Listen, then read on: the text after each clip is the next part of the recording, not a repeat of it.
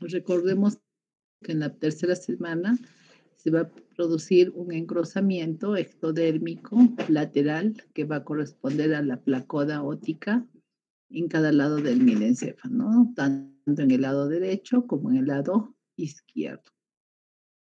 Entonces, progresivamente se produce una invaginación de la misma, como observamos en la figura, formando una fosita que posteriormente se va a introducir y va a conformar el ganglio estatoacústico. Entonces, esa invaginación, evidentemente, se forma como un agujero, ¿no? Cuyos bordes, como habíamos visto en la anterior imagen, se unen y forman en la cuarta semana de gestación, formando lo que es la vesícula óptica u otocisto, que va a ser el primordio del laberinto membranoso, ¿no? Tanto el laberinto anterior, que está formado por el sacuro y la cóclea, como el posterior, que va a formar el utrículo, los conductos semicirculares y el conducto endolinfático. Entonces, el ectodermo nos va a mostrar el epitelio del oído interno, que obviamente se va a rodear de mesodermo. Y en esta imagen tenemos un embrión de 22 días. Entonces, inicialmente se va a formar una evaginación tubular, ¿no? O que se va a diferenciar en lo que es el sáculo y la cóclea, ¿no? Entre la séptima y octava semana. Entonces el conducto coclear se va a introducir en el mesénquima, dando un inicial giro basal, ¿no? Como observamos en esta imagen. Y en la octava semana vamos a completar la primera vuelta y la segunda vuelta la vamos a completar en la semana número 10. Al cabo de las 25 semanas vamos a tener conformadas las 2 vueltas y media y vamos a tener un conducto que va a unirse con el resto de los organismos, que es el conducto Regunius o conducto de Hense. Entonces ahí vamos a tener el conducto coclear, las células neuroepiteliales, que posteriormente se van a diferenciar en lo que es el órgano de Corti, la membrana tectoria y todos los elementos correspondientes al órgano de Corti. Entonces, en la 10ª semana, ese cartílago se va a vacuolizar y vamos a definir 2 espacios, ¿no? Un espacio perilinfático que va a componer tanto a la rampa vestibular como a la rampa timpánica, ¿no? También vamos a tener la formación de la estría vascular y de la membrana tectoria al 100%. En la semana 23, este tejido mesenquimatoso se va a osificar y va a conformar ya la cóclea ósea. Entonces, en la semana 23 también la parte que corresponde al laberinto va a tener el 100% de su desarrollo y en la semana 26 ya se va a formar lo que es el túnel de Corti. Nos recordemos que el órgano de Corti evidentemente va a estar conformado por una cresta interna, una cresta externa de células, de una célula interna y 3 células externas, ¿no? Va a tener una cobertura que es la membrana tectoria y recordemos que el órgano de Corti va a permitir llevar el impulso nervioso o el impulso eléctrico hacia la corteza. La unión de cada una de las fibras a lo largo de la cóclea nos van a formar el ganglio espiral y la unión de los mismos va a conformar el nervio auditivo. Entonces aquí tenemos la rampa vestibular y la rampa timpánica, así como el conducto coclear y el órgano de Corti con las fibras nerviosas que van a unirse, van a formar el ganglio espiral y la unión de todos estos ganglios espirales van a conformar el nervio auditivo.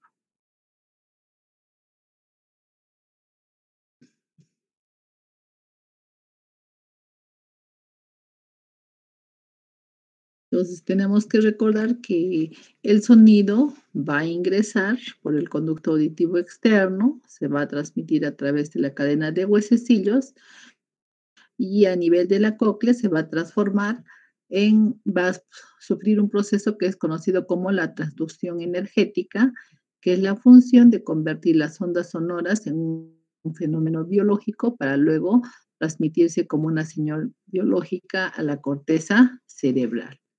Entonces, el nervio auditivo se va a formar entre el cuarto o quinto mes, con axones no mielínicos todavía. A los 4 meses, los neuroblastos van a empezar a migrar hacia la zona ventricular y en el sexto mes, los neuroblastos van a empezar su maduración en el cerebro, constituyendo las neuronas que van a conformar posteriormente la vía auditiva como la conocemos, ¿no? Entonces, esa área auditiva, vamos a tener un área auditiva primaria que va a permitir diferenciar tonos y ciertas cualidades en los sonidos. Luego vamos a tener un área auditiva secundaria que nos va a permitir identificar el sentido, el significado de las palabras. Vamos a poder reconocer música, ¿no? Y en la corteza vamos a tener el área de Wernicke que va a relacionar la información tanto sensorial como la somática, como la auditiva. Entonces, en la tercera semana también se va a formar la mácula auricular y la mácula saccular, ¿no? Entonces vamos a tener de una cresta superior, vamos a tener los conductos semicirculares superiores, lateral y la membrana auricular. Y el sacculo vamos a tener la cresta del conducto semicircular posterior y la membrana saccular. Recordar que en la sexta semana se van a producir 6 evaginaciones que se van a adosar, ¿no? Vamos a tener aquí, y estas se van a adosar y van a desaparecer formando el espacio libre de los conductos semicirculares, diferenciándolos en 3, ¿no? Un externo, un lateral, un anterior y un posterior. Estos conductos se van a unir en puntos donde se van a producir dilataciones que corresponden a las ampollas.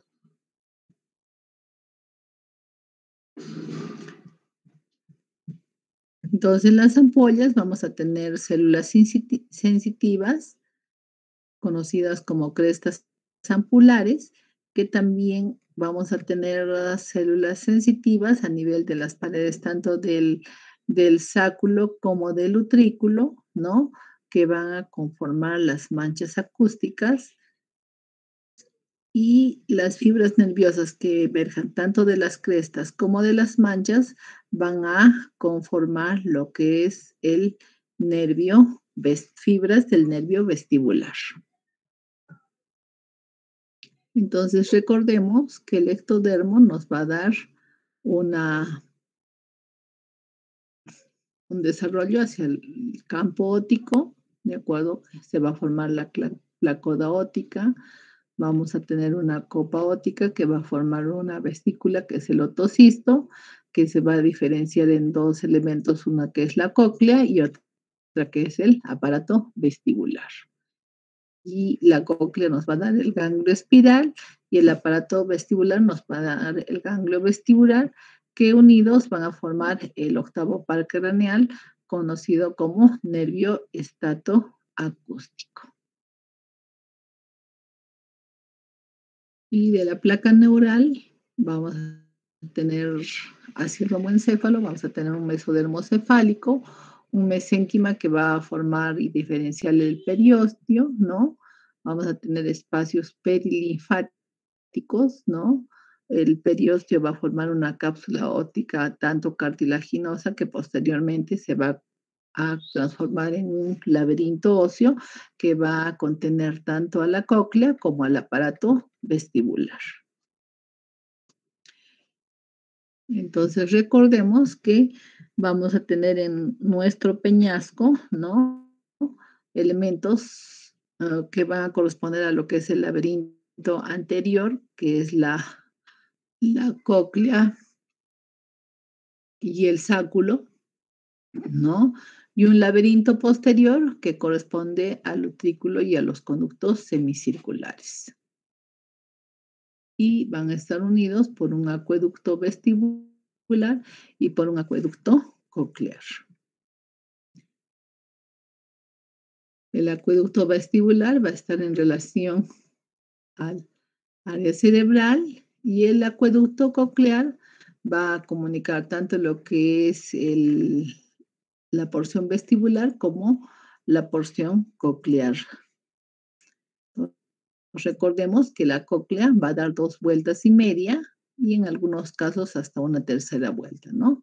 Ahí vamos a tener contenido al órgano de Corti. Vamos a encontrar 2 elementos, ¿no? Uno que es la ventana redonda y otro la ventana oval. Por ese acueducto va a discurrir líquido cefalorraquídeo que va a estar compuesto por sodio y potasio. Desenrollando el caracol, vamos a tener un conducto, ¿no? Que se une en su extremo.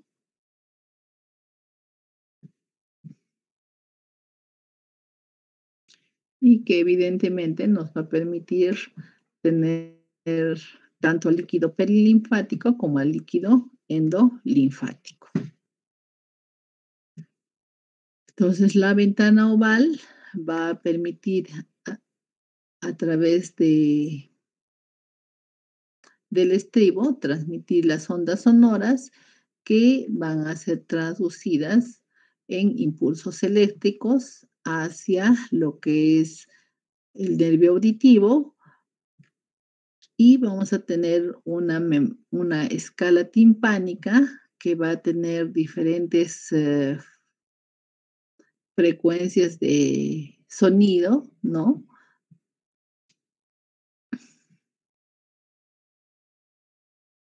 Que por el impulso del movimiento de la ventana oval a través del estribo, de acuerdo a la intensidad del sonido, van a ir a estimular diferentes elementos de la membrana basilar, y esa membrana basilar. Estoy en clase. No llegamos, bueno, estamos saliendo. Ok, ya, besitos. Ya, chama. Chao.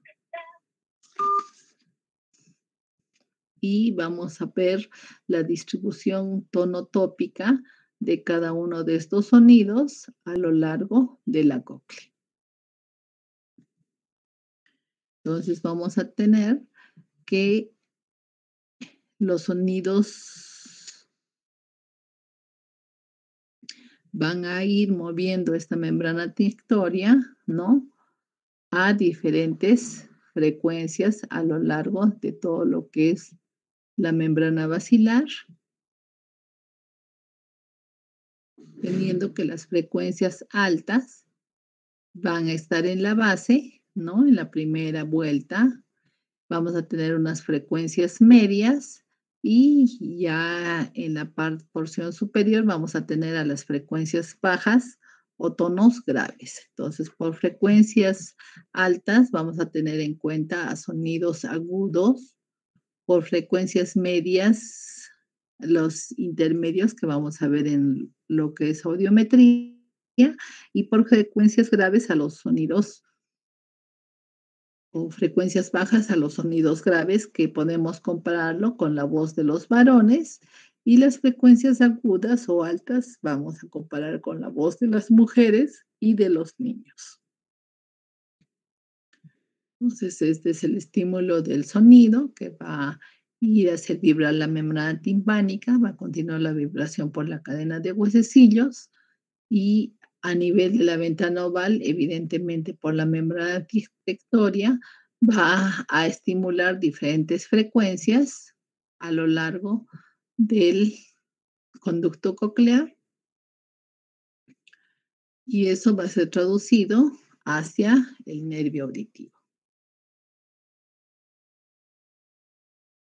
Entonces, vamos a tener que el conducto coclear evidentemente está lleno de endolinfa, la misma que tiene un alto contenido de potasio y un poco contenido de sodio, ¿no? Ahí se encuentran los receptores de la audición. Y en la escala vestibular, como en la escala timpánica, vamos a tener evidentemente un contenido menor de potasio y mayor de sodio. Y estos espacios van a estar con circulación de perilinfa.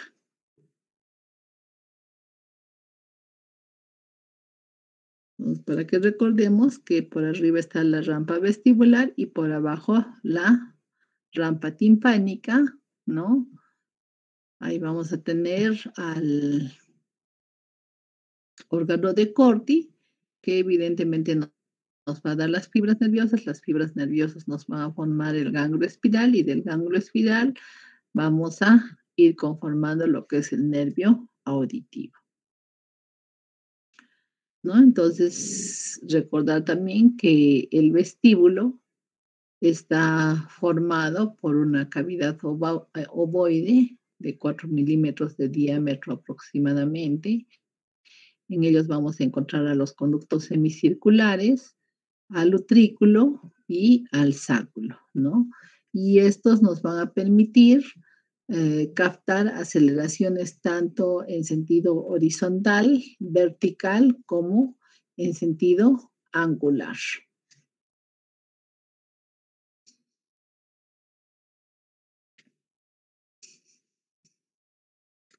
Entonces, los conductos semicirculares, nosotros vamos a poder determinar en el externo lateral, en el anterior o superior y en el posterior. En estas dilataciones vamos a tener las crestas ampollares que van a permitir percibir este tipo de aceleraciones, ¿no? En el sáculo y en el utrículo vamos a tener las manchas acústicas que también nos van a permitir, evidentemente, detectar el tipo de movimiento que se produce o al que está expuesto nuestro organismo, ya sean aceleraciones lineales, horizontales o verticales, ¿no? Recordar que el sáculo es un órgano esférico, ¿no? Que ocupa un receso esférico que tiene contenido endolinfático. Su neuroepitelio está conformado por máculas, ¿no? Está cubierto por una membrana otolítica llamada sagiti y va a detectarnos aceleraciones tanto lineales, ya sean horizontales o verticales. Recordar que el saco endolinfático y el conducto nos va a drenar a la superficie posterior del peñasco del hueso temporal, va a drenar entre las capas de la dura madre craneal, ¿no es cierto? Y está rodeado de tejido conectivo vascular y se proyecta a través del hueso temporal.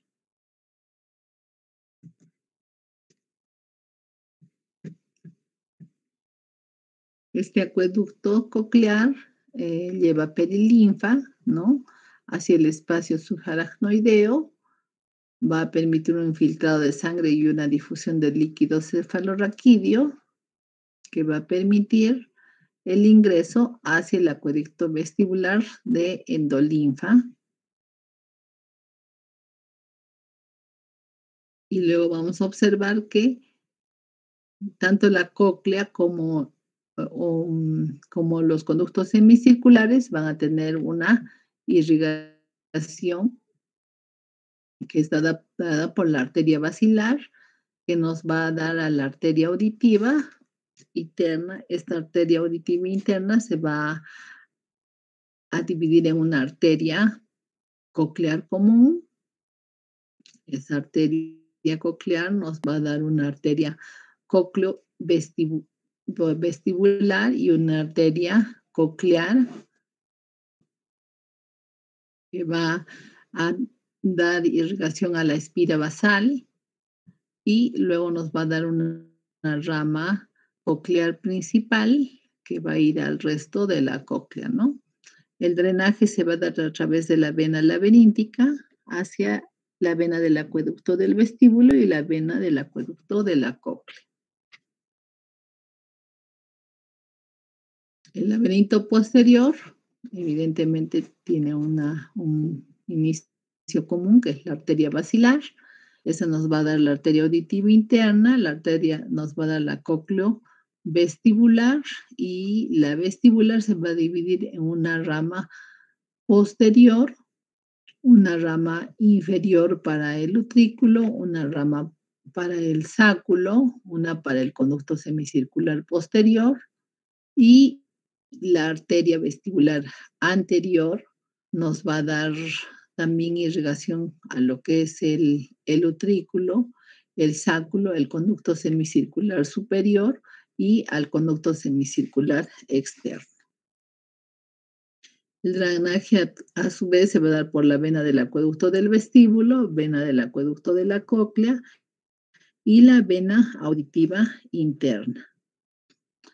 Y la inervación se va a dar por fibras tanto aferentes y eferentes, por el nervio coclear, y vamos a tener que se va a formar el nervio vestibular superior y el nervio vestibular inferior. El nervio coclear está formado por axones del órgano de Corti, que van a formar el ganglio de Corti y la unión de estos nos va a dar el nervio coclear. El nervio vestibular superior va a corresponder al conducto semicircular anterior y al conducto semicircular lateral, así como a fibras del utrículo, ¿no? Que van a conformar lo que es parte del nervio vestibular y luego el octavo par. Y el nervio vestibular inferior va a corresponder a fibras que vienen del sáculo y de la ampolla posterior. Entonces recordemos que el nervio auditivo va a discurrir por el conducto auditivo interno, que lo hemos visto en algunas tomografías, ¿no? Y va a tener una distribución que se divide en 4 cuadrantes, donde vamos a tener en un cuadrante antero superior la emergencia del nervio facial, de la arteria, el ingreso de la arteria auditiva interna y al intermediario de Breisberg. Y en el cuadrante antero inferior vamos a tener la emergencia del nervio coclear. En el póstero inferior, la emergencia del nervio vestibular inferior. En el póstero superior, la emergencia del nervio vestibular superior. Ellos divididos por una barra y por una cresta falciforme, que nos permite identificarlo cuando se trata de realizar cirugías de tumores a nivel del conducto auditivo interno que corresponden al neurinoma del octavo par. Entonces, para que nos sea más fácil recordarlo, vamos a tener que estos cuadrantes del conducto auditivo interno los vamos a relacionar con una bebida que todos conocemos y nos va a recordar a que por ella sale el nervio facial, ¿de acuerdo? Por el antero inferior va a emerger el nervio coclear ¿de acuerdo? Por el póstero inferior, el nervio vestibular inferior, y por el superior vamos a tener al nervio vestibular superior. Entonces, recordar que la barra de Bill está acá y la cresta falciforme va a dividir en cuadrantes superiores e inferiores.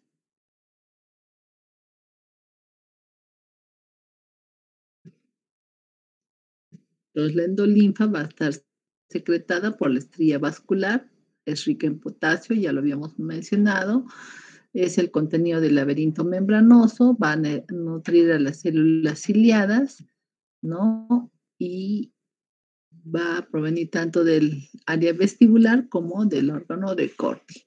Y la perilinfa va a ser un filtrado del líquido cefalorraquídeo, va a estar rica en sodio, ¿no? Vamos a tener diferentes concentraciones del mismo, va a colaborar con el metabolismo de las células, la regeneración, ¿no? De las mismas. Y para que no olvidemos, aquí tenemos un cuadro, ¿no? Donde tenemos que la perilinfa, evidentemente, predomina el sodio, ¿no? En la endolinfa predomina el potasio y vamos a tener iones también como el cloro y el calcio.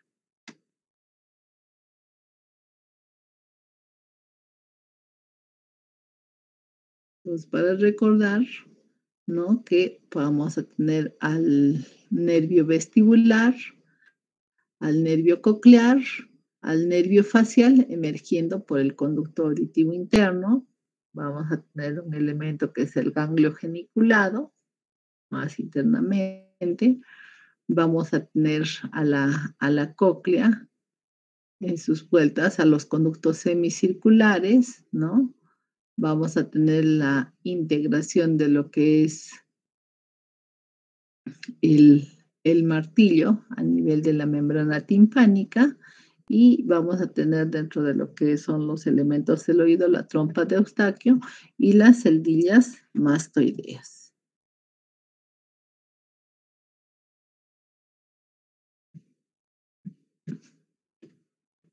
¿Preguntas hasta ahí?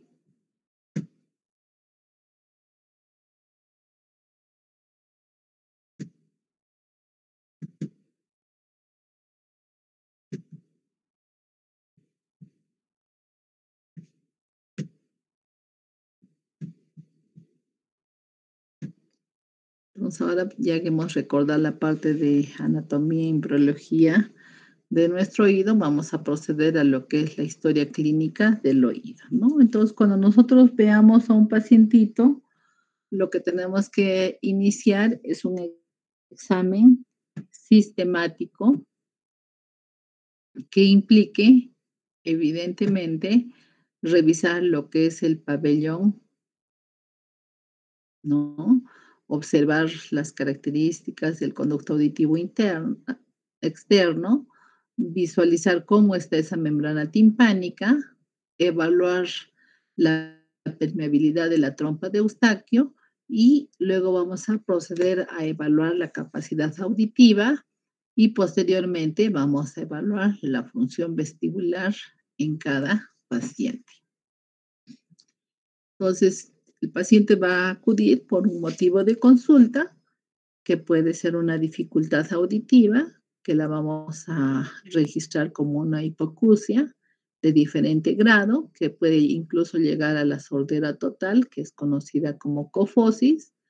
Puede manifestarnos como ruidos en el oído, que hemos visto en algunos pacientes en la práctica, que nos mencionan, ¿no? Zumbidos, tintilleos, o la presencia del discurrir de un río, ¿no? O sensaciones pulsátil que lo vamos a registrar como tinnitus o acúfeno. También nos van a referir la presencia de mareos, vaídos, ¿no? Pérdida del equilibrio, que lo vamos a definir como vértigo. Y algunos pacientes, sobre todo en personas que vienen de la costa a la sierra, ¿no? Luego de haber estado un tiempo, o que viven a nivel del mar o que viven, por ejemplo, en lugares como Quillabamba, Puerto Maldonado, Valles, ¿no? Incluso Abancay, nos van a manifestar la sensación de que tienen líquido, de que algo se mueve dentro de su oído, ¿no? Y eso lo vamos a definir como autofonía o derrame, ¿no? Y otras personas van a consultar, evidentemente, por dolor de oído. Entonces, en el dolor de oído tenemos que definir si es un dolor propiamente que viene del oído o es un dolor referido de alguna parte de nuestra cabeza, ¿no?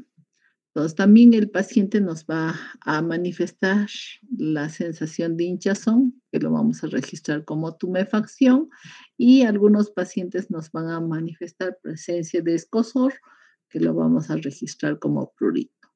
Ahora también nos pueden manifestar que hay un drenaje de líquido que puede ser purulento y lo vamos a denominar otorrea, o que puede ser de sangre que lo vamos a denominar como otorragia.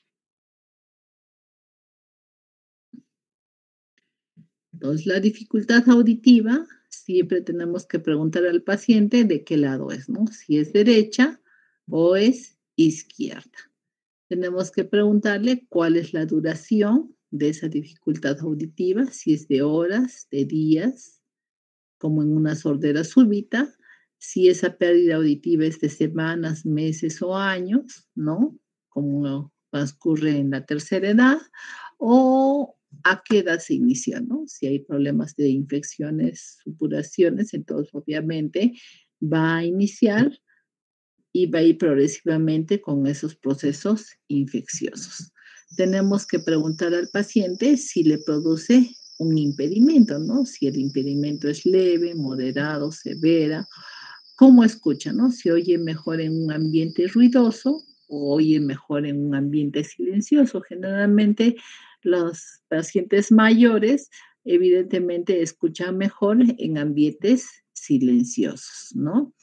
Y patologías como la fijación de mm, del estribo a la ventana oval va a determinar una patología que se llama autoesclerosis, donde el paciente va a referir que escucha mejor en un ambiente ruidoso, ¿no?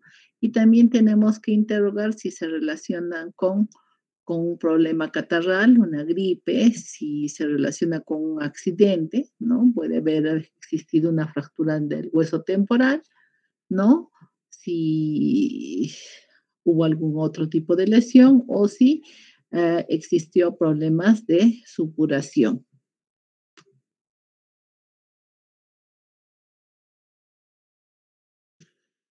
Entonces, esa dificultad auditiva traducida como hipacusia, también tenemos que preguntar en el paciente cuáles son los antecedentes, ¿no? Si hubo problemas de sarampión, alguna enfermedad infectiva como escarlatina, paperas, poliomielitis, ¿no? O si fue algún problema viral relacionado con influenza, si el paciente tuvo algún antecedente de artritis, de neumonía, si es diabético, ¿no? Si es hipertenso, si tuvo un accidente vascular cerebral o si recibió tratamiento oncológico, ya sea de quimioterapia, ¿no?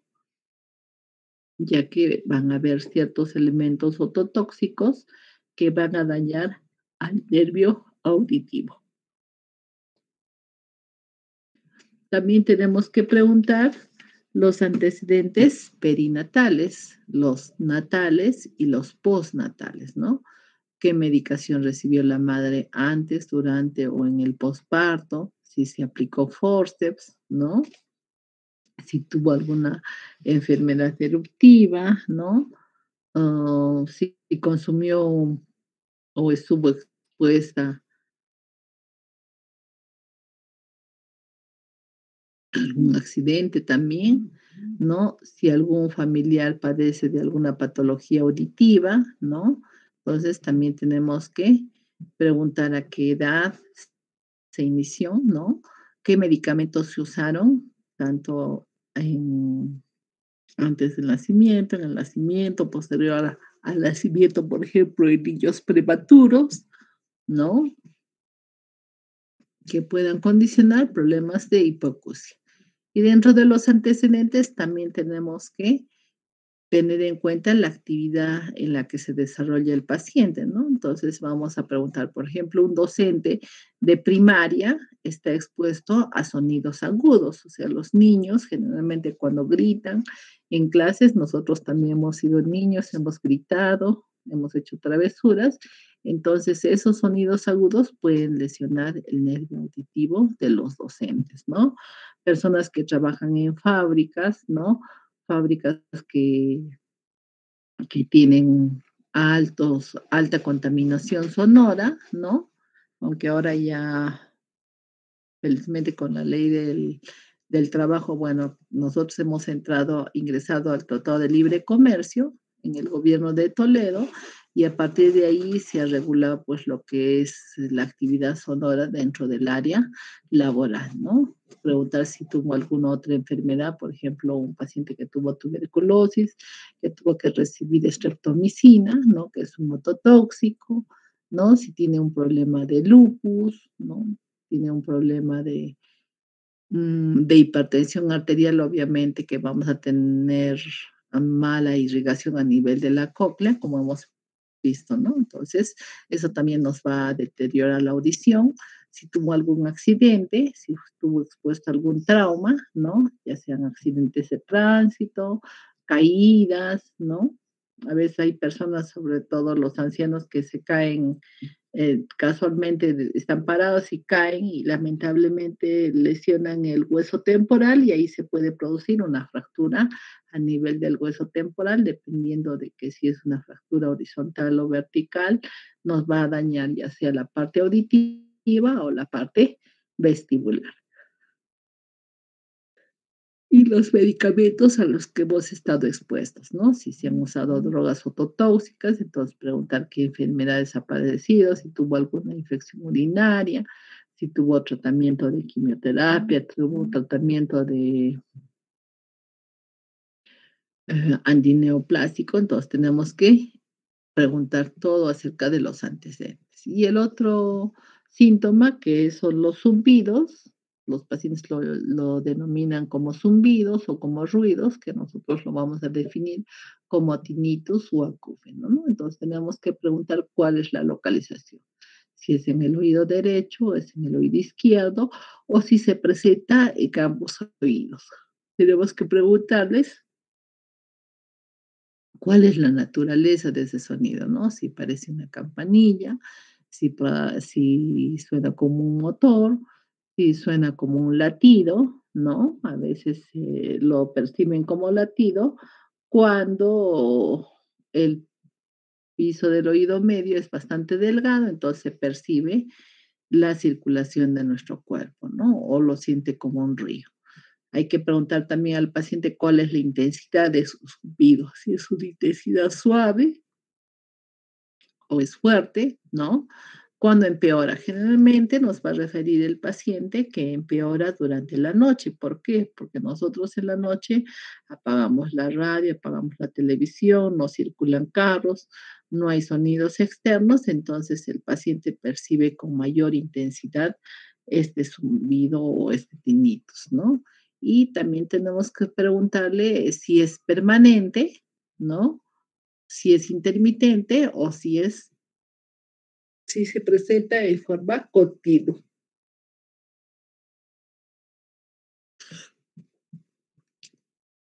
Y en cuanto a los problemas de vértigo, tenemos que preguntarnos si tuvo un inicio brusco o fue de inicio progresivo, cuál es la duración de los mismos, si fue una crisis única o si se va repitiendo, ¿no? ¿En qué posición se desencadena? Muchos pacientes nos van a referir que cuando se agachan o cuando giran, cuando se levantan de la cama, ¿no? Se incrementa el mismo.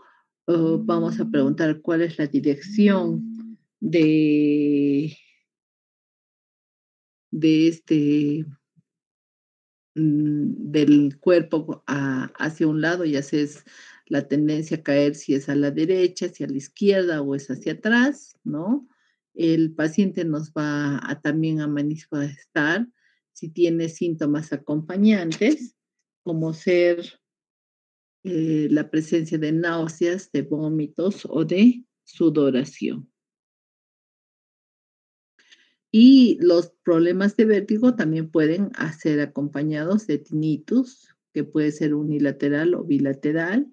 En algunas patologías, como en la enfermedad de Meniere, se acompaña también de hipoacusia, entonces hay que preguntarle si se presenta o está ausente la disminución de la audición, ¿no? Vamos a también interrogar si es que tuvo un ataque previo de vértigo, ¿no? En cuando se presentó, si fue hace un año, 2 años, un mes, 2 meses, si fue en la adolescencia, en una edad mediana, cuánto tiempo duró, con qué frecuencia se presentó. Entonces tenemos que hacer un interrogatorio muy detallado del mismo. Otro síntoma que nos va a referir el paciente es la presencia de derrame, ¿no? Que puede ser la eliminación de un líquido proveniente ya sea del conducto auditivo externo o del oído medio, ¿no? Entonces tenemos que preguntarle también cuáles son las características de ese líquido, ¿no? Si es un líquido seroso, si es un líquido mucoso, si es un líquido sanguinolento, si es purulento, si tiene mal olor o es fétido, ¿no? ¿Cuál es la cantidad que sale de esa secreción? Si es escasa, si es moderada, si es profusa, ¿no? ¿Cómo inició esa salida, ¿no? Duró horas, días, semanas, años. Generalmente una otitis media aguda es de corta duración, ¿no? Y cuando ya se elimina, entonces son unos antibióticos o se autolimita, evidentemente deja de salir, ¿no? Si esa salida de líquido estuvo precedido de un catarro, si estuvo precedido de un dolor intenso, ¿no? Si los momentos previos notó que disminuyó la audición, ¿no? Y también tenemos que preguntar si nos manifiesta que hay salida de pus, tenemos que decir desde cuándo, si ya hubo antes una crisis de emergencia de líquido, ¿no? Porque puede ser de que se produce una perforación, entonces el paciente toma antibióticos, se cierra esa perforación, pero ante una nueva infección se vuelve a abrir porque ya la membrana timpánica no tiene las 3 capas que habíamos mencionado, sino solamente tiene una capa, que es una capa de naturaleza epitelial, entonces fácilmente se rompe y vuelve a salir la secreción, ¿no?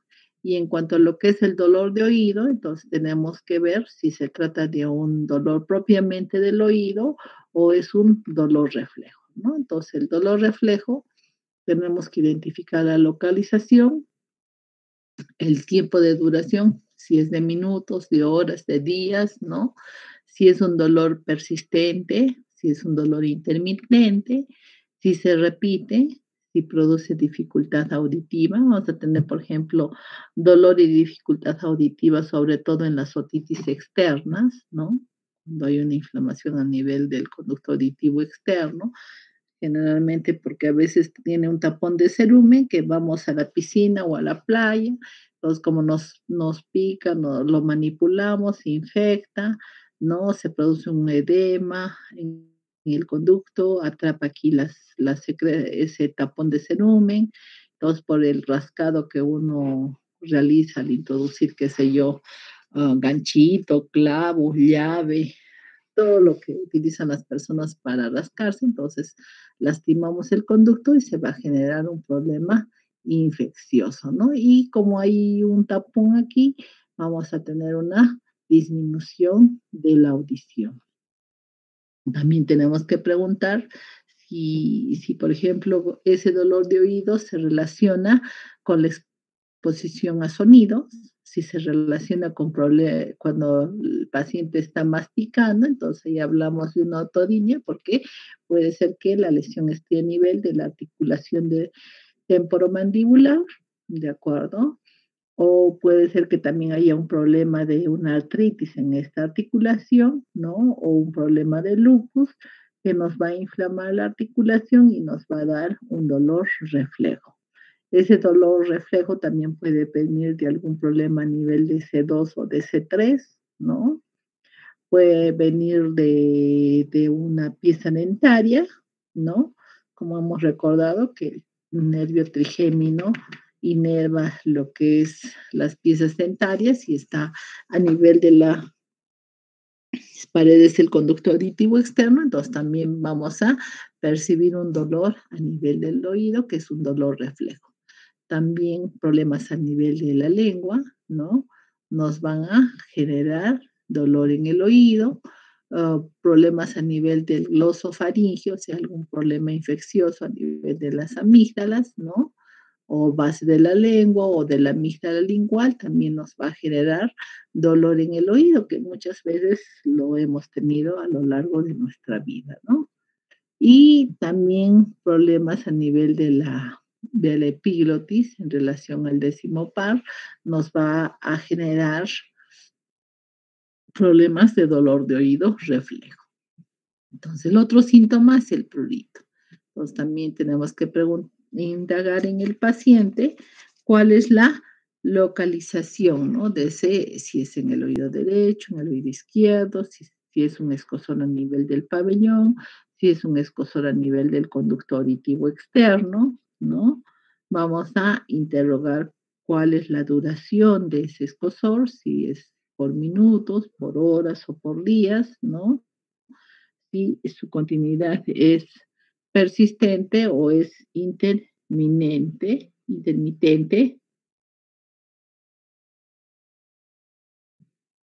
y también vamos a preguntar si produce dificultad auditiva, ¿no? Porque a veces se queda el cerumen, entonces nos da cierta dificultad auditiva. Si se relaciona con la masticación, entonces lo vamos a relacionar con problemas a nivel de la articulación o también se puede presentar en problemas de artritis, en alergias, ¿no? Alergias a nivel de piel, ¿no? Que recubre las paredes del conducto auditivo externo y también en la menopausia vamos a tener problemas de hipersensibilidad a nivel de la piel. Entonces, otro elemento que vamos a observar como un signo es la tumefacción, ¿no? Entonces, tenemos que identificar si está en el pabellón auricular, si se encuentra a nivel del conducto auditivo externo, ¿no? También tenemos que determinar el tiempo de tumefacción, ¿no? O si esa tumefacción es continua, es intermitente, ¿no? A veces tenemos fístulas preauriculares que nos van a dar una tumefacción intermitente, ¿no? Y a veces esa tumefacción evidentemente va a disminuir el lumen del conducto auditivo externo, por lo que va a disminuir la transmisión de los sonidos por el mismo hacia la membrana timpánica. Entonces, en nuestro examen físico vamos a proceder a igualmente hacer un examen sistemático, como habíamos mencionado. Primero vamos a evaluar el pabellón auricular, luego vamos a revisar el conducto auditivo, luego la membrana timpánica, vamos a evaluar la permeabilidad de la trompa de Eustaquio, vamos a evaluar la capacidad auditiva y luego vamos a proceder a evaluar la función vestibular. Entonces, en el pabellón tenemos que observar la forma o morfología, tenemos que ver si hay problemas de inflamatorios, ¿no? O problemas de traumatismos, ¿no? Vamos a observar también la región cigomática, la región retroauricular, ¿no? En la región retroauricular podemos encontrar quistes, ganglios, cicatrices, ¿no? Y todo eso lo vamos a describir. El conducto auditivo externo, vamos a poder visualizar cuál es la forma del mismo, ¿no? Podemos tener un conducto tubular que puede ser oblicuo hacia arriba, puede ser también oblicuo hacia abajo, puede tener una escotadura que le dé la forma de un reloj de arena, ¿no? Y no olvidemos que en el conducto auditivo externo, en el tercio externo, vamos a tener la presencia de glándulas sebáceas. Entonces, en el tercio externo se va a producir el cerumen y vamos a encontrar que el cerumen puede ocluir este conducto en forma parcial, en forma total. Las características del cerumen puede ser también un cerumen líquido. A veces hay pacientes que te refieren, ¿no? Me sale como aceitito del conducto auditivo. Entonces es cerumen de naturaleza líquida o tenemos cerumen compactado o cerumen escamoso. Entonces también vamos a observar el color y las características del cerumen que se produce. Entonces, también el paciente nos va a referir la presencia de secreciones, ¿no? Estas secreciones en el conducto auditivo externo pueden corresponder a un trasudado o pueden corresponder a un exudado. Y también vamos a observar en el conducto auditivo externo la presencia de exostosis, ¿no? O sea, exostosis a nivel de tejido óseo que van a ir ocluyendo el lumen del conducto auditivo externo. Entonces, también en el conducto auditivo externo, nosotros vamos a identificar tanto en el pabellón como en el conducto malformaciones congénitas, ¿no? Y luego vamos a proceder a evaluar lo que es la membrana timpánica, ¿no? Para poder revisar lo que es el oído medio. Entonces, nosotros tenemos que ver cuál es el aspecto, cómo se localiza, si la membrana timpánica es íntegra, si sale algún líquido que ya sea exudado o trasudado, cuál es el color de la membrana timpánica, si esa membrana timpánica se moviliza o no se moviliza, si se moviliza poco, ¿no? Entonces, todo eso vamos a evaluar en nuestro examen. Entonces, ¿cuál es el aspecto de la membrana timpánica? Lo normal es que sea una membrana timpánica nacarada, transparente, que nos permita visualizar las estructuras internas. Eso en un oído normal. Pero vamos a observar que vamos a encontrar membranas timpánicas deslustradas, ¿no? Como en esta, no tiene brillo, ¿no? No es tan transparente, es opaca, que está con áreas engrosadas, ¿no? Podemos también ver la presencia de placas, podemos ver la presencia de membranas timpánicas monoméricas, como en este caso que había una perforación, se ha cerrado la misma, pero ya las características de la membrana timpánica no es igual en todas las áreas, ¿no? Podemos tener una membrana timpánica congestiva, ¿no? Hiperémica, hipervascularizada, con un área de perforación probablemente por una otitis media aguda. Entonces, la membrana timpánica la vamos a también a dividir en 4 cuadrantes, ¿no? Vamos a pasar una línea vertical a través del mango del martillo, ¿no? Que nos va a dividir en un cuadrante anterior y en un hemicuadrante posterior. Y a su vez, en la parte más distal de la membrana timpánica conocida como el ombligo, nosotros vamos a trazar una línea perpendicular a la anterior que nos va a subdividir la membrana timpánica en 4 cuadrantes. Un cuadrante antero superior, un cuadrante antero inferior, un cuadrante póstero superior y un cuadrante póstero inferior. Entonces aquí vemos una membrana timpánica translúcida con un cono luminoso presente que corresponde al reflejo de la luz con la que estamos visualizándolo, ¿no? La apófisis corta, la apófisis larga del martillo. Vemos un engrosamiento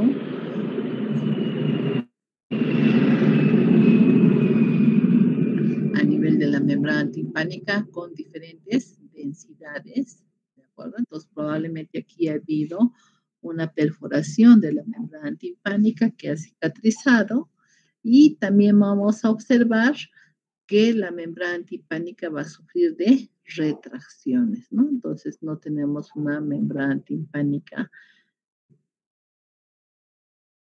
que tenga la misma densidad, como podemos observar, acá hay una densidad, aquí hay otra densidad de la misma, ¿no? Aparentemente está colapsada hacia el promontorio, que es este, ¿no? Tenemos placas de esclerosis, aquí tenemos una perforación a nivel del ático, eso nos faltaba mencionar, ¿no? Que vamos a tener aquí, recordemos, tenemos un tímpano, un ligamento tímpano maleolar anterior y un ligamento tímpano maleolar posterior. Entonces, la membrana timpánica también la vamos a subdividir en una porción tensa, una o pars tensa, que corresponde a estos 4 cuadrantes, y una porción flácida que está por encima de los ligamentos tímpano-malolares anterior y posterior, que también nos va a dar otro tipo de patología en el oído medio. Entonces aquí, por ejemplo, tenemos varias retracciones de la membrana timpánica adherida al promontorio, ¿no? Aquí tenemos la parte flácida también colapsada, ¿no?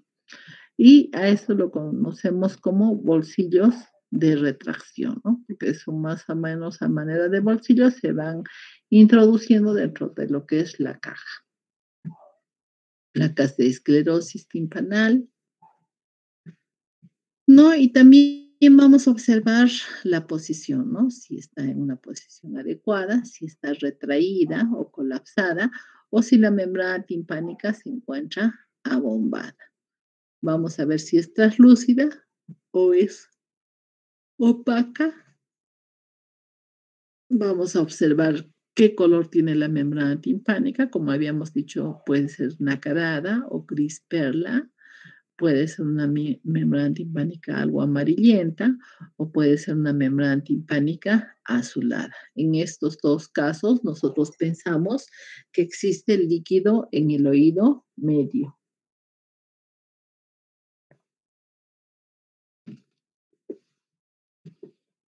¿No? Y también la podemos ver totalmente congestiva, roja en cuadros agudos. Entonces, en cuanto a su integridad, podemos decir que no está perforada o que se encuentra perforada, ¿no? Y esas perforaciones las vamos a describir en cuanto a localización a nivel del cuadrante en el que se encuentre, ¿no? Por ejemplo, este está en el cuadrante antero superior, este está en los cuadrantes antero inferior y postero inferior, ¿no? Esta es evidentemente una perforación ya mucho más extensa, ¿no? Entonces hablamos aquí de una perforación central, una perforación también central, pero en este caso ya hablamos de una perforación marginal, porque ya se va acercando a los bordes del anulus, que es donde se inserta la membrana timpánica, ¿no? Y aquí vemos una perforación marginal total, ¿no? Que corresponde a una perforación de la pars tensa de la membrana timpánica. También tenemos una perforación atical cuando se encuentra por encima de los ligamentos tímpano-malilares, ya sea anterior y posterior. Y aquí también tenemos una perforación, un tipo de perforación marginal. ¿Preguntas hasta ahí?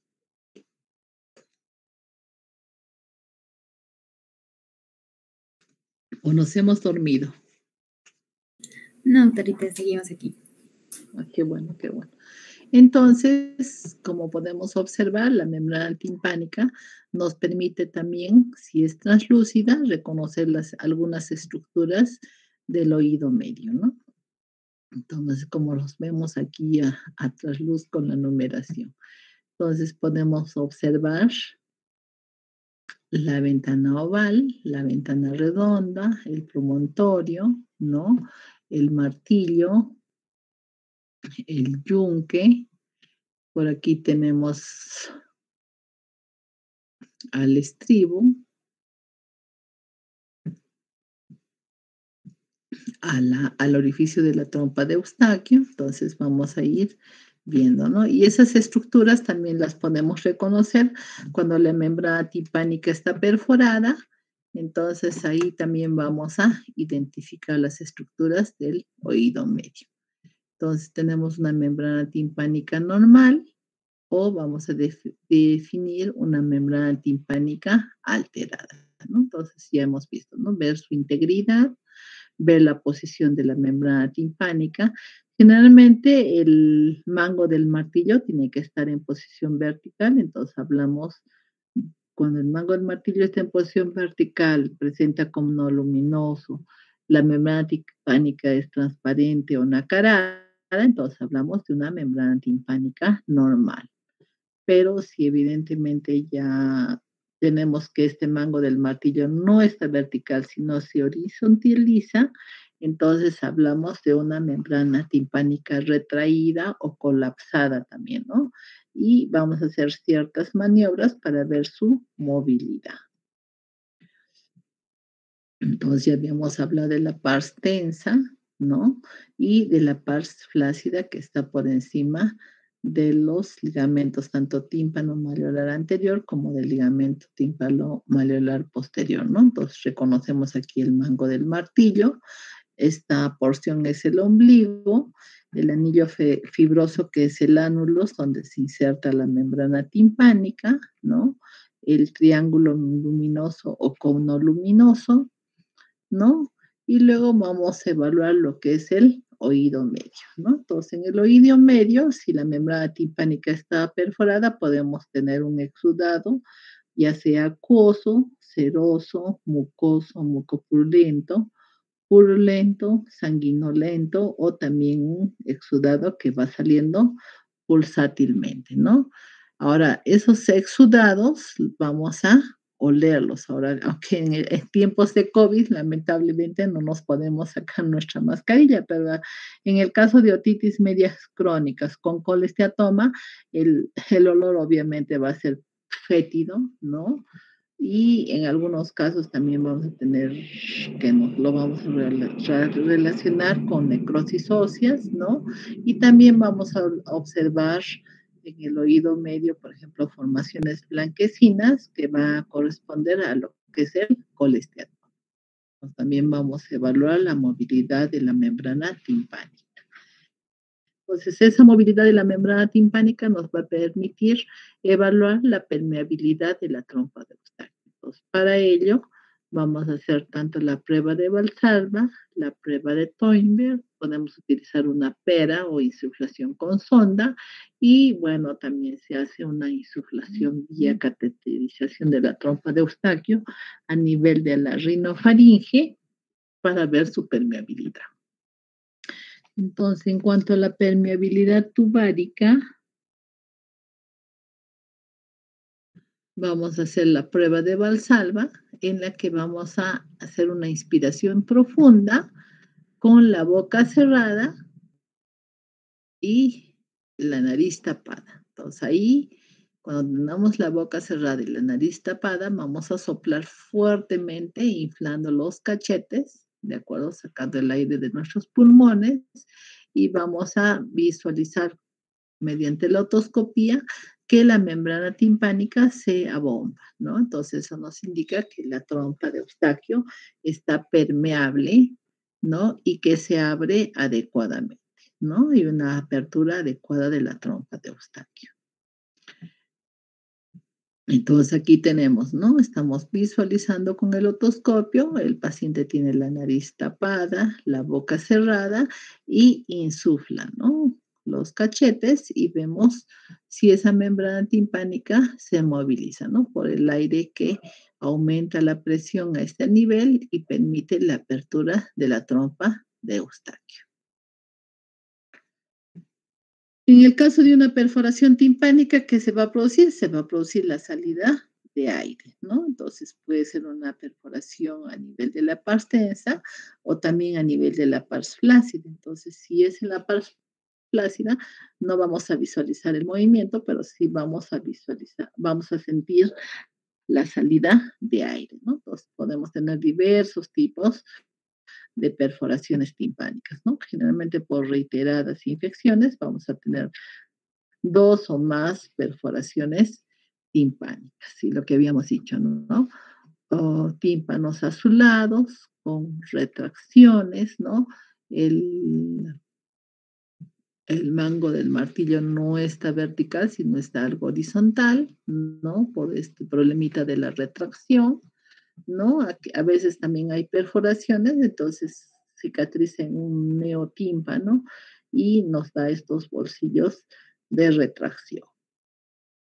Luego hacemos la prueba de Toynbee. Entonces, la prueba de Toynbee, al Valsalva le agregamos, ¿no? La evaluación de la trompa de Eustaquio durante la deglución. Entonces, se le pide que haga Valsalva y que pase la saliva, ¿no? Entonces, eso nos va a generar un movimiento de hundimiento de la membrana timpánica hacia la cara.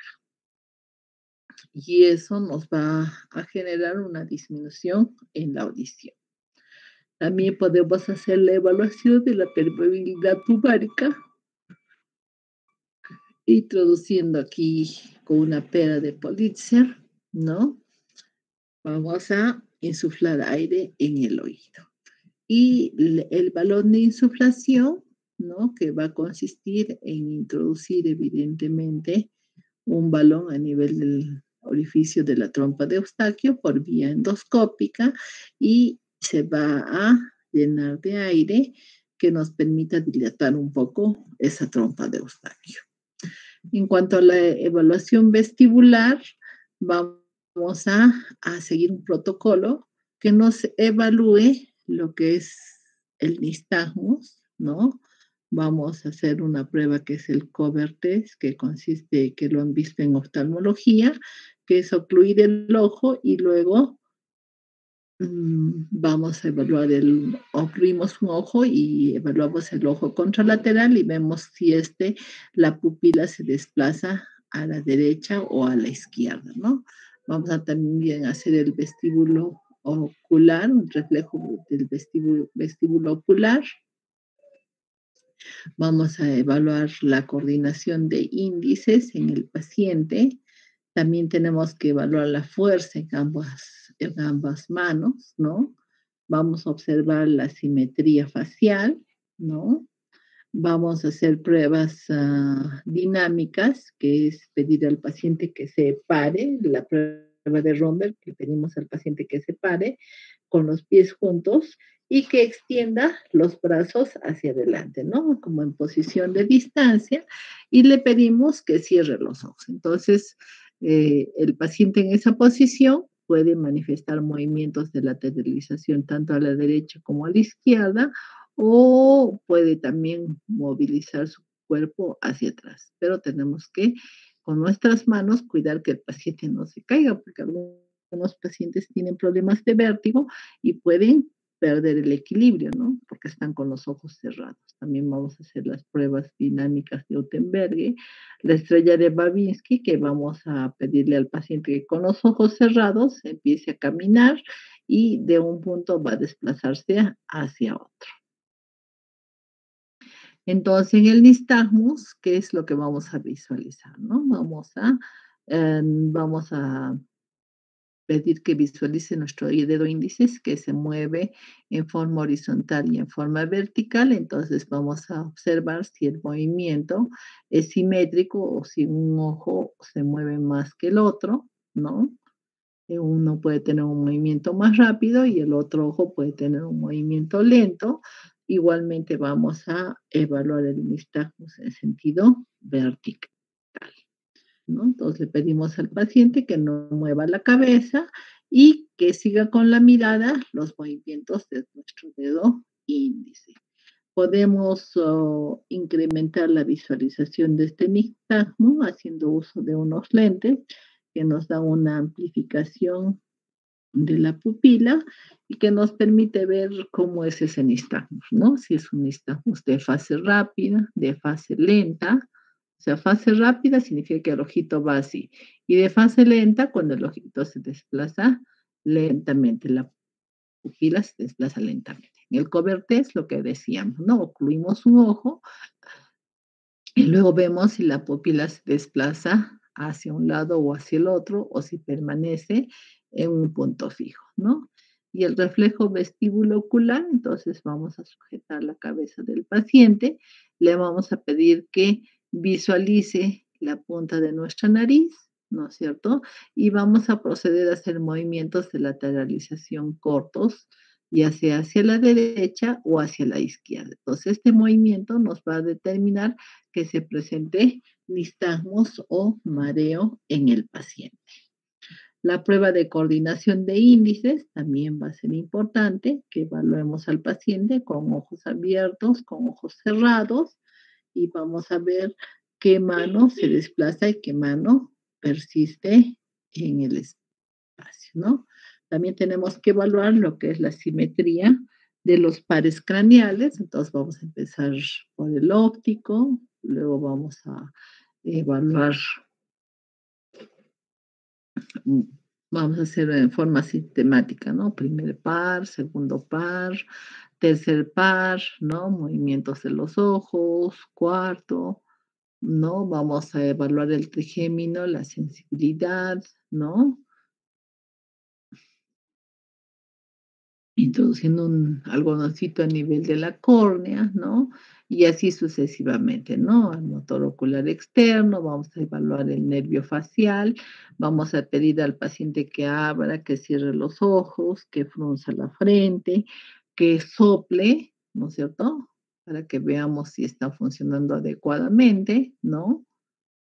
Que arrugue la cara, ¿no? Entonces, así progresivamente vamos a ir evaluando cada uno de los pares craneales. Y en la prueba de Romberg, como habíamos mencionado, ¿no? Entonces, en la prueba de Romberg, los pies juntos, los brazos pegados al cuerpo, inicialmente. Pedimos al paciente que cierre los ojos y luego le pedimos también, podemos pedirle que extienda los brazos y el examinador cuidando de que no se caiga, ¿no? Pues nos puede dar un movimiento de lateralización hacia la derecha o hacia la izquierda, o un movimiento en el que el cuerpo se va hacia adelante o hacia atrás, ¿no? Entonces, si no hay ningún movimiento a ningún lado, lo consideramos como una prueba negativa, pero si encontramos las lateralizaciones, lo vamos a encontrar como una prueba positiva y vamos a describir a qué lado se desplaza el paciente, ¿no? Y en la prueba de Unterberger, entonces el paciente en la posición anterior le vamos a pedir que marche en su lugar y vamos a ver si en esa marcha el paciente también se lateraliza. Entonces tenemos también la prueba de Barani, tenemos la estrella de Babinski, en la que empezamos con el paciente en un punto, le pedimos que con los ojos cerrados se desplace y al desplazarse va cambiando y de pronto aparece en el lado opuesto a donde inició el examen, ¿no? Entonces hablamos de una estrella de Babinski positiva. Y luego hacemos maniobras para ver cómo se encuentra el nistagmus, ¿no? Y generalmente le decimos al paciente, ¿no? Entonces tenemos al paciente sentado, lateralizamos la cabecita a 45 grados, en este caso hacia la derecha, y lo llevamos con la cabeza colgando, ¿no? Por unos segundos. Entonces, en ese momento vamos a observar la presencia de nistagmus, el paciente va a sentir un mareo intenso, ¿no? Entonces vamos a establecer si es al lado derecho, al lado izquierdo y ver, ¿no? De tratar de identificar de qué conducto semicircular estamos evaluando. Hay diferentes tipos de nistagmos. Hay un nistagmos que se acerca hacia la línea media, que ese se llama geotrópico, y hay otro que se aleja de la línea media y lo conocemos como nistagmus ageotrópico. Luego tenemos que hacer un examen instrumental, ¿no? Entonces, primero hemos hecho nuestra anamnesis, hemos hecho nuestro examen físico y luego vamos a proceder al examen instrumental del paciente otorrinolaringológico. Entonces, para eso necesitamos de otoscopios que nos van a permitir evaluar tanto el conducto auditivo externo como la membrana timpánica. Vamos a poder hacer las pruebas de Valsalva y para eso tenemos de espéculos ópticos. Utilizamos unas,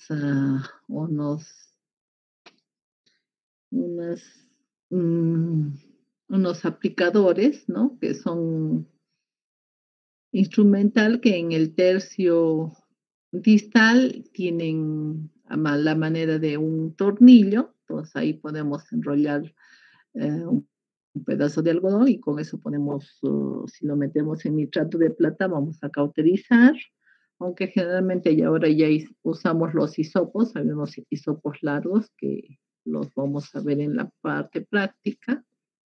¿De acuerdo? También tenemos cánulas de aspiración para limpiar los oídos cuando estos están con secreción purulenta, ¿no? También tenemos la presencia de unos aplicadores que tienen como un ganchito llamados curetas, ¿no? Vamos a tener también que hacer una evaluación vamos a utilizar para un lavado de oído, podemos utilizar una jeringa para este procedimiento, acompañados de una riñonera donde vamos a poder recolectar el líquido que vamos a introducir cuando estamos haciendo el lavado para retirar ya sea un cuerpo extraño o un tapón de cerumen, ¿no? Entonces, el procedimiento, que lo vamos a ver en la práctica, generalmente en un adulto vamos a traccionar el pabellón auricular hacia arriba y hacia atrás, para que así el conducto auditivo se horizontalice y permita que salgan las secreciones de ahí dentro, ¿no? O también podemos hacer el uso de una perita de goma para proceder a hacer esta limpieza, ¿de acuerdo?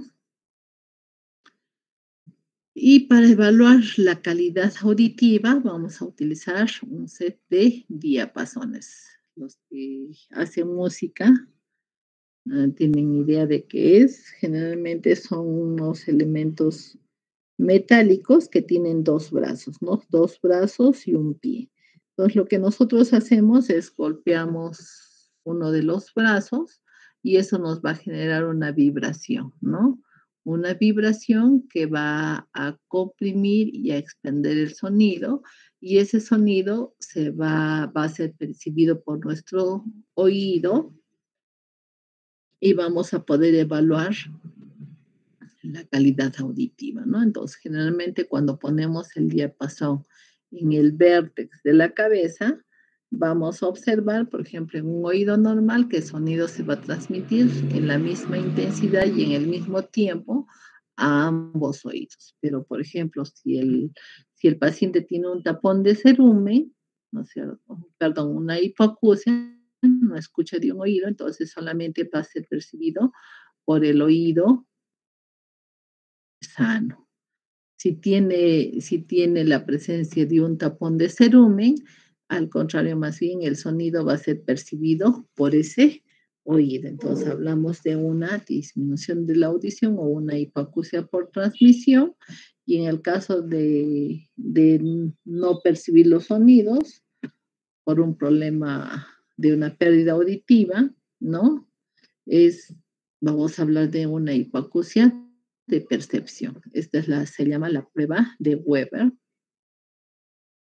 Y ese examen con los diapasones se denomina acumetría. Entonces vamos a hacer diversas pruebas. Una es la prueba de Weber, que como hemos mencionado es poner en el vértex, podemos ponerlo en el vértex de nuestra cabeza, lo podemos poner en la raíz nasal, podemos despedir al paciente que muerde el diapasón, entonces vamos a ver cómo se transmite ese sonido, ¿no? O podemos hacer una prueba de Rine. Entonces, la prueba de Rine hacemos que ponemos lateral al conducto auditivo externo o al pabellón inicialmente y luego pasamos el pie del diapasón a la mastoides, ¿no? Entonces preguntamos al paciente, ¿dónde escucha más? Sí, cuando nosotros ponemos lateral al pabellón auricular o cuando apoyamos el pie en la mastoides. Entonces, lo normal es que escuche más por la transmisión del pabellón auricular, ¿no? Entonces ahí hablamos de un RINE positivo.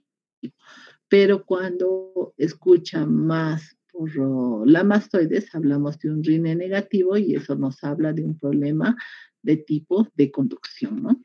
Porque, ¿qué significa? Que la membrana timpánica puede no estar íntegra, puede estar perforada, ¿no?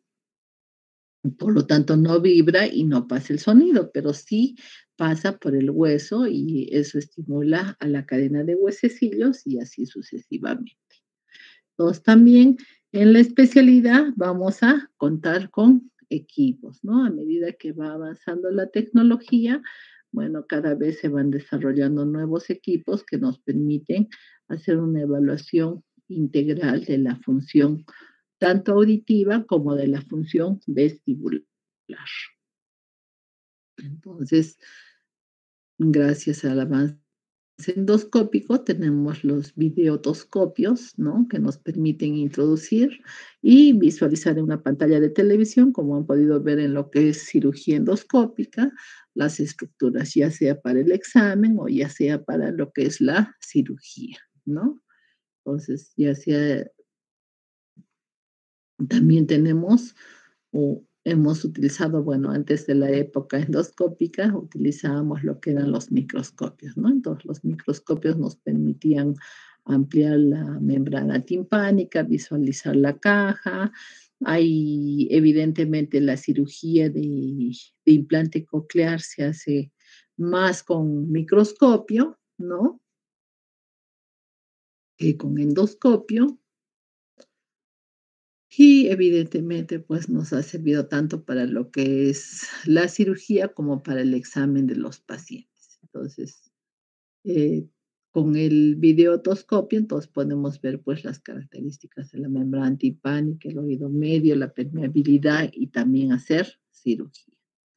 Pues luego tenemos las pruebas audiológicas, ¿no? Entonces, que nos van a permitir evaluar nuestra capacidad auditiva. Entonces, la primera prueba que tenemos es la audiometría. Entonces, el equipo se llama audiómetro.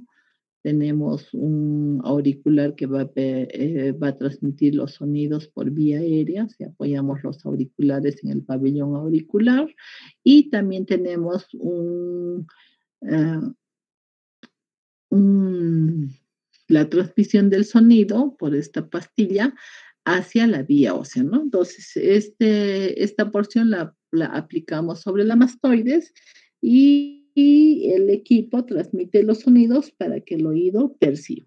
Entonces, de esa manera vamos a tener dos curvas, una curva por vía aérea que se simboliza, bueno, para el oído derecho vamos a utilizar el color rojo y para el oído izquierdo vamos a utilizar el color azul. Este diagrama es el diagrama de la audiometría que va a medir el sonido en intensidad, que va en algunos audiómetros de 0, otros de -10, hasta 120 decibeles. Y se evalúan diferentes frecuencias, ¿no? Entonces habíamos hablado de frecuencias graves, ¿no es cierto? O frecuencias bajas, que son 250, 500, y frecuencias altas, que son 4000, 8000, 6000, que está intermedio, 3000, ¿no? Y frecuencias intermedias, que son 500, 1000 y 2000. Entonces, en la audiometría vamos a determinar el grado y tipo de pérdida auditiva, ¿no? Y eso va a depender de qué estructuras están afectadas, ¿no? Si está afectada la membrana timpánica, la cadena de huesecillos, o está afectado el nervio auditivo o la cóclea, ¿no? Entonces, hay diferentes tipos de audiometrías. Hay una audiometría de tono, como vemos en este gráfico, se hace audiometría de juego, sobre todo en niños, ¿no? Porque los niños no nos van a especificar y se van a aburrir rápidamente y no nos van a poder hacer todo el examen completo de audiometría y hay otra audiometría de sonidos, ¿no? Entonces, la audiometría tiene una notación que está determinada por ciertos símbolos El redondo corresponde al oído derecho, como habíamos dicho, el color rojo es del oído derecho, la vía aérea es el redondo y la vía ósea es el signo menor. Y el oído izquierdo está representado por el color azul, con una X para la vía aérea y por un signo mayor para la vía ósea. Entonces, además de esos 4 signos fundamentales, existen otros signos adicionales, ¿no? Entonces, cuando el paciente, para poder definir el que ha escuchado un sonido, nosotros en el oído examinado vamos a pasar el sonido, pero no lo percibe en ese oído, sino lo percibe en el oído contralateral. Entonces, no nos está dando una respuesta adecuada. Entonces, ¿qué es lo que tenemos que hacer? Que en el oído no examinado tenemos que poner un ruido que es más o menos así, que no permita, entonces, incluye un ojo y se evalúa solamente un ojo, ¿no? En este caso, ponemos un sonido en el otro oído que no está siendo evaluado y para distinguir ese tipo de examen vamos a utilizar en el oído derecho el símbolo de un triángulo y en el oído izquierdo un cuadrado, ¿no? Igualmente, en la vía ósea ya no va a ser un signo mayor ni menor, sino va a ser una corcheta, que eso nos indica que se ha utilizado un fenómeno ensordecedor. Entonces, ese fenómeno ensordecedor nos va a permitir saber que se tuvo que hacer uso de una técnica para poder identificar cuál es la audición real del paciente, ¿no? Y también se puede evaluar si en pacientes como que nos habían referido dolor a ciertos sonidos, entonces se pasan diferentes intensidades y se simboliza en qué punto se encuentra ese umbral de disconfort, ¿no? Y cuando no hay respuesta, ya sea a la vía aérea o a la vía ósea, por debajo de la misma vamos a registrar o graficar con una flecha hacia abajo. Entonces, como habíamos mencionado, podemos hacer también una audiometría de voz cuchicheada, de voz hablada, ¿no? Aunque evidentemente es un examen subjetivo y también podemos hacer un examen de comprensión del lenguaje, que es la logoaudiometría. Entonces, aquí tenemos oído derecho, ¿no es cierto? Vía ósea derecha, vía ósea izquierda, oído izquierdo. Tenemos un registro de oído derecho, que es una línea horizontal totalmente en 0 decibeles, y tenemos una vía aérea en 30, 25 decibeles por debajo de la vía ósea, pero en el oído izquierdo, ¿no? Entonces, consideramos que cuando está al mismo nivel, consideramos un valor normal. Y cuando tenemos una separación de menos de 30 decibeles, también lo consideramos como una separación normal, ¿no? Otro examen es la timpanometría, ¿no? Entonces, nos permite evaluar las características del oído medio, ¿no? Entonces, nos va a evaluar cómo se mueve esa membrana timpánica dentro del oído medio. Entonces, para la timpanometría tenemos unos auriculares, ¿no? Que tienen diferentes tamaños y esto está en relación al tamaño del conducto auditivo externo. Normalmente tiene que ocluir totalmente el conducto auditivo externo porque si fuga aire, entonces no nos va a dar el registro, ¿no? También la timpanometría es negativa o no hay respuesta cuando la membrana timpánica está perforada.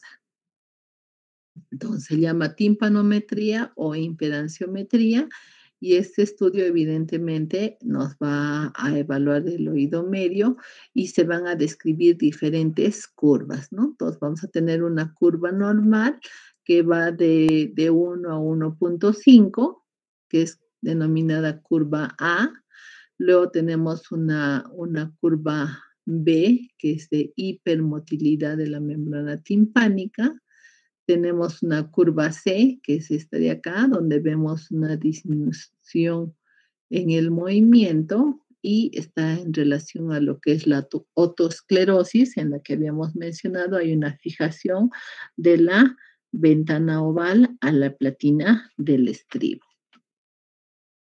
Luego tenemos una curva D, que generalmente en la timpanometría vamos a tener un valor normal que es el 0, ¿no? Con presiones positivas, o sea, a más 100, más 200, y presiones negativas, que es menos 100, menos 200, menos 300, menos 400, que nos indica que hacia donde se dirija la curva, que hay presiones negativas, por lo tanto, ese oído medio está colapsado, ¿no? Está retraído.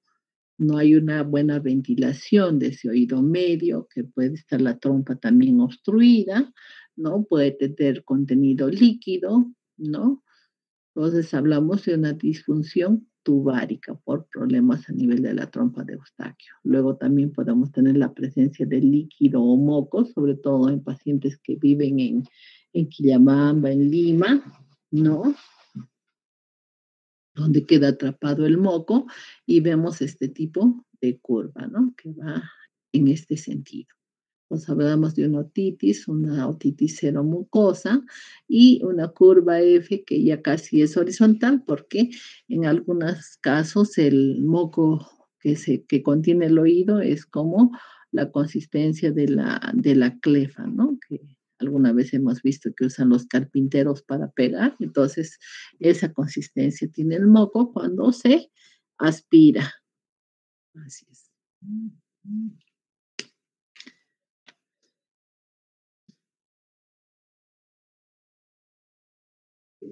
Entonces, tenemos diferentes tipos de curvas de timpanometría que nos van a permitir evaluar la función del oído medio y también vamos a poder evaluar al nervio facial a través del músculo estapedial.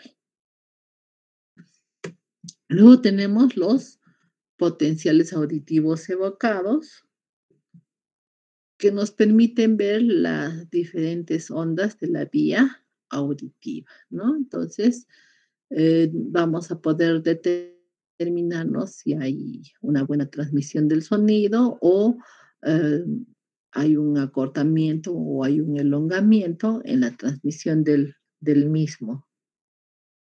Así es. Luego tenemos otro examen que son las otoemisiones acústicas, ¿no? Y en esto de lo que son los potenciales auditivos evocados, inicialmente teníamos la evaluación de 3 frecuencias, ¿no? Que era de 3 intensidades, que eran 90, 70 y 100. Y ahora tenemos, al igual que tenemos los potenciales auditivos evocados de estado estable, igual que la audiometría,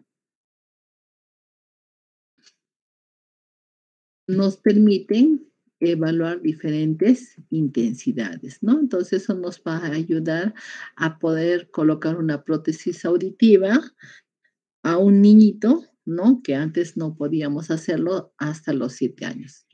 Bueno, mencionar que la audiometría se puede evaluar desde los 7 años hasta los 100, ¿no? Y antes de los 7 años no es un examen confiable en un niño, porque como habíamos dicho, los niños puede ser que perciban el sonido y no nos avisen, puede ser que se aburran, ¿no? Y no nos avisen, entonces no es un examen confiable antes de los 7 años, por lo que antes de los 7 años procedemos a hacer los potenciales auditivos evocados o los potenciales auditivos de estado estable, que se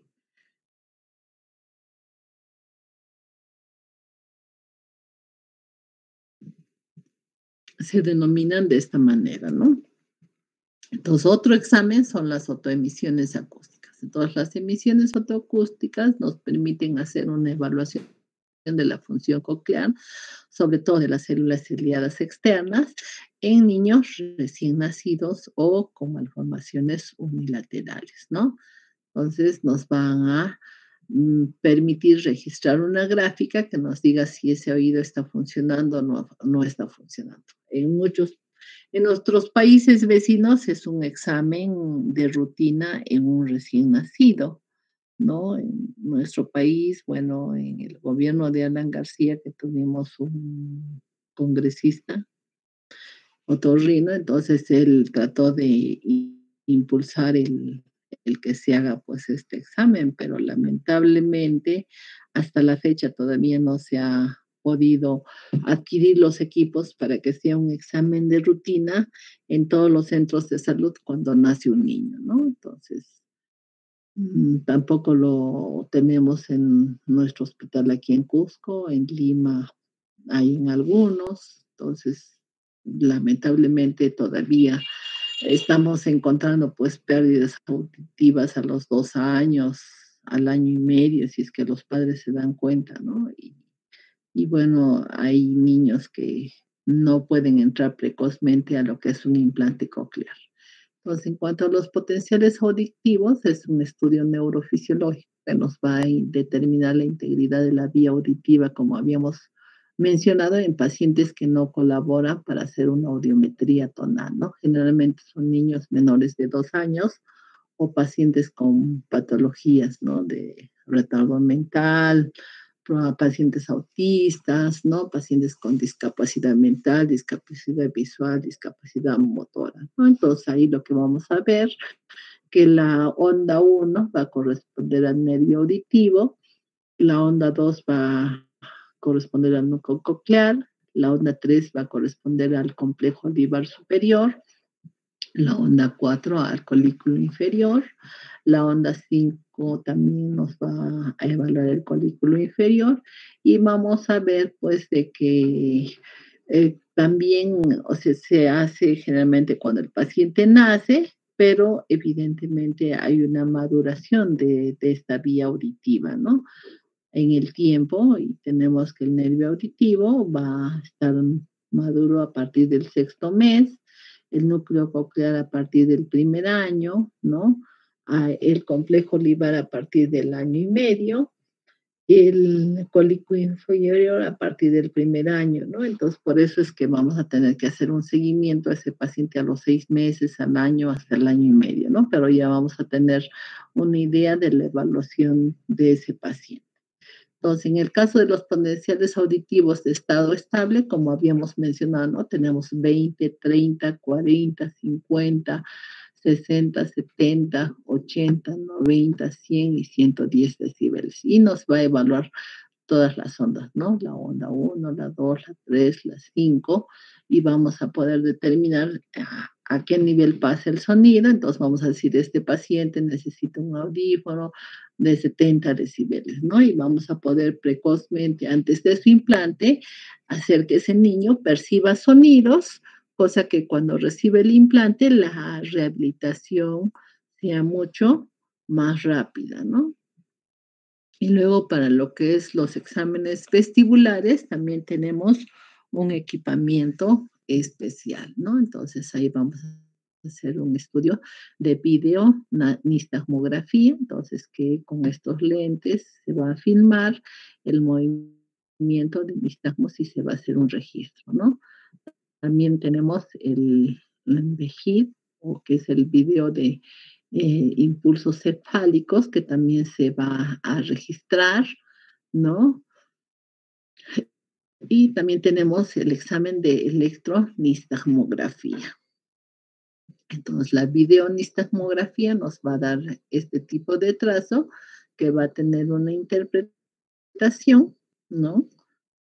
Luego tenemos el video de impulsos cefálicos, que el paciente está con unos lentes, visualiza unos puntos, no sé si han visto ustedes lo que es el mm, campo visual, O sea, en la pared del frente a donde está mirando el paciente, vamos a tener un puntito que se va a ir desplazando, ¿no? Que se va a ir desplazando más o menos como lo que estamos moviendo. Entonces el paciente va a visualizar y nosotros al hacer determinados movimientos en la cabeza vamos a poder ir evaluando los 6 conductos semicirculares, ¿no? Tanto del lado derecho como del lado izquierdo. E igualmente que la audiometría se van a registrar con colores, ¿no? Para el oído derecho vamos a utilizar el color rojo y para el oído izquierdo se va a utilizar el color azul. Y al final nos va a salir, vamos a ver, hay una relación que es de 1 a 1 y eso nos va a permitir identificar qué conducto semicircular está afectado. Bueno, en la electronistagmografía vamos a tener evidentemente el registro gráfico, ¿no? Y también vamos a hacer el CIBEM, que es evaluar la vía vestíbulo espinal, ¿no? Y también vamos a proceder a hacer uso de otros exámenes auxiliares, ¿no? Vamos a utilizar la ecografía para evaluar partes blandas, vamos a utilizar la radiología. Dentro de la radiología habíamos mencionado, ¿no? En lo que es oídos, vamos a hacer 2 exámenes, que lo podemos hacer, por ejemplo, en un centro de salud, como puede ser en Sicuani, ¿no? Qué sé yo, en Murcos, en Chumbivilcas, ¿no? En cualquier centro de salud que tenga un equipo de rayos X, vamos a poder pedir 2 posiciones, ¿no? La de Schuller para lo que es otitis media crónicas, ver lo que es la esclerosis mastoidea, la neumatización mastoidea, la posición de Stenberg que nos va a permitir ver conducto auditivo interno, ¿no? Y bueno, en ciudades más grandes, obviamente, o mejor equipadas, vamos a poder hacer uso de los estudios tomográficos que ya nos van a dilucidar pues todo lo que es mastoides, conductos semicirculares, cóclea, ¿no? Tegmen timpani, conducto auditivo interno, conducto auditivo externo. Eso lo vamos a revisar en nuestra práctica en la parte de radiología, ¿no? También vamos a hacer estudios angiográficos y también vamos a recurrir a la resonancia magnética nuclear, ¿no? Que nos va a permitir ver problemas de tumoraciones a nivel de fosa posterior, del oído interno, ¿no? De cerebelo, cerebro, y vamos a ver de que sean con y sin contraste. Entonces, en cuanto a lo que es radiología, vamos a tener la placa de Stenberg, que es una transorbitaria que nos permite visualizar evidentemente el peñasco a través de las órbitas. También lo utilizan para identificar si el electrodo del implante coclear estuvo adecuadamente colocado, ¿no? Y en la placa de Schürrer, en la que mencionábamos que visualizábamos la mastoides, ¿no? Entonces nos va a permitir ver si hay una adecuada neumatización, si hay una esclerosis mastoidea, si hay una imagen de colesteatoma también, ¿no? Entonces, pues vamos a poder visualizar diferentes estructuras de acuerdo a esas 2 posiciones. Pero más específicas van a ser y mucho más útiles a nuestros ojos y para los estudios de lo que se refiere a cirugía, enfoque quirúrgico, obviamente va a ser la tomografía, ¿no? Entonces, la tomografía vamos a ver celdillas adecuadamente neumatizadas, vamos a ver celdillas escleróticas, vamos a poder identificar laberinto anterior, laberinto posterior, ¿no? Y en los estudios angiográficos, sobre todo para ver si hay algún globos, ¿no? Algún tumor vascular.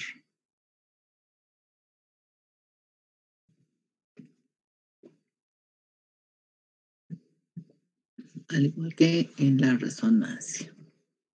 En la resonancia nos va a poder permitir identificar, ¿no? Masas tumorales, su extensión. Vamos a poder definir el abordaje quirúrgico. Entonces, evidentemente son estudios que nos ayudan que son bastante útiles. Por ejemplo, aquí tenemos la presencia de un neurinoma, ¿no? A nivel del conducto auditivo interno, ¿no? Entonces visualizamos su ubicación, su extensión, su tamaño, ¿no?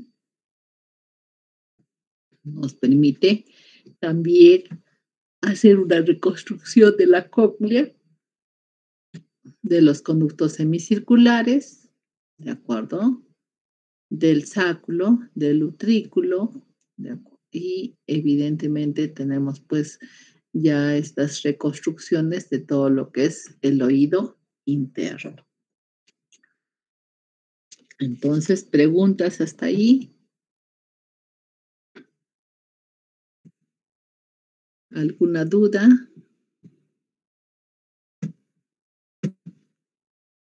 ¿Estamos completos? ¿Sobrevivimos? Sí, doctora. Sí, doctora. Doctora, una consulta. Dime.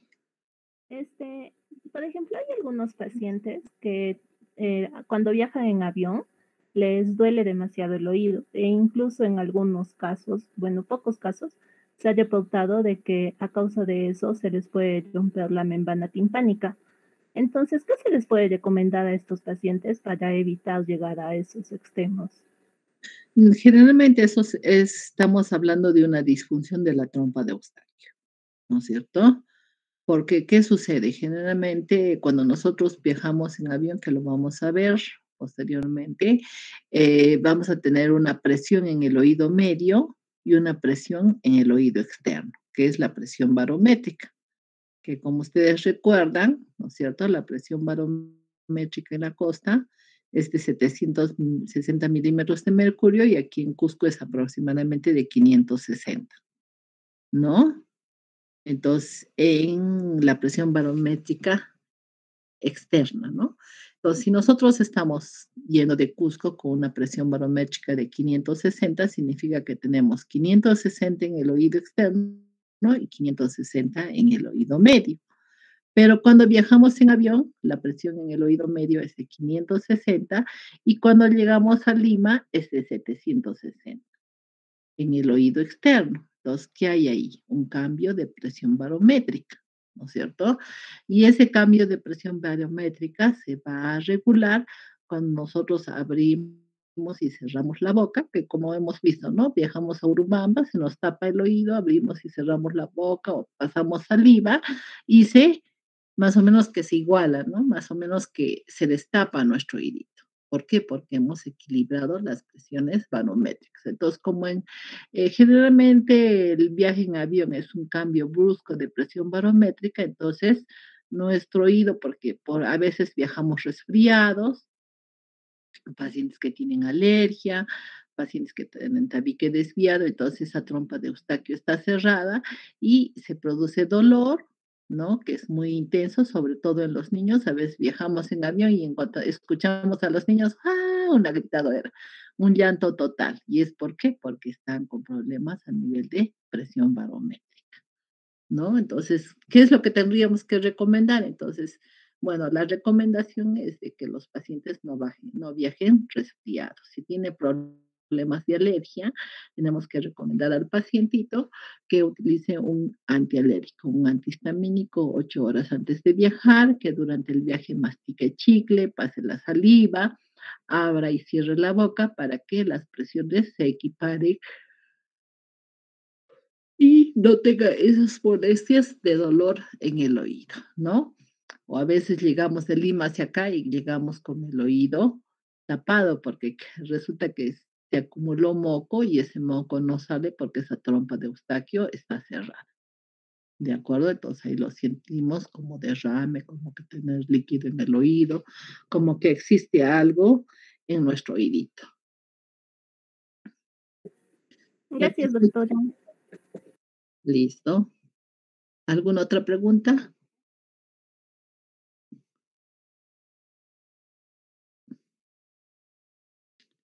¿Alguna otra preguntita por ahí de lo que hemos vivido? Tenemos que preguntar por qué. Tenemos que salir de todas las dudas. ¿De acuerdo? Así es. Entonces, siempre se nos va a presentar problemas de obstrucción de la trompa de Eustaquio cuando cambiamos de altitud, ¿no? O sea, si vamos a Urubamba, si viajamos a Quillabamba, ¿no? Si, por ejemplo, nos hemos metido a la piscina, ¿no? También, ¿no? Porque vamos a cambiar de una presión barométrica a otro tipo de presión, ¿no? Entonces ahí también se van a producir problemas. Así es. Listo, jóvenes, cuídense. Nos vemos, nos escuchamos la siguiente semana, el día miércoles. Gracias, doctora. Está bien, doctora. Gracias también. Cuídense, nos vemos. Que tengan una buena noche. Igual, doctora. Buenas noches.